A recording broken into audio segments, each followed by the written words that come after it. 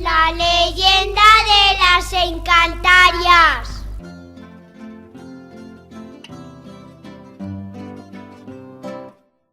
Fa molts anys, els homes de les muntanyes credeven en personatges màgicos, diablerons, encantàries, bruixes. Qui sabe lo que hi ha una encantària? I eren donetes xiques d'anales que llevaven roba als barrancs i les teneven al sol. El millor puesto de les encantàries hi era l'aigua, i a Castanesa viviven a una gorga que se diva i se diu la gorga de les encantàries. Allí, al barranco, lleva siempre una encantaria guardiana que siempre vigilaba de que no se les ne llevasen la roba, a vegades bordada de filos de oro.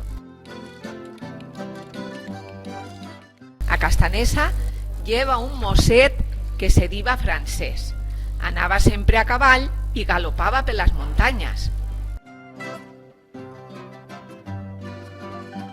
Francés, que lleva de casa pobra, se mirava les encantàries i buscava la manera de sacar-les una roba ta fer-se rico.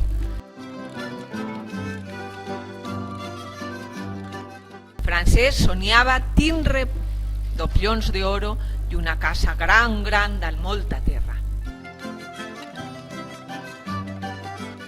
Una nit de Sant Joan, quan tota la gent baixava les falles i brincava per les fogueres, se va quedar sola la encantària guardiana.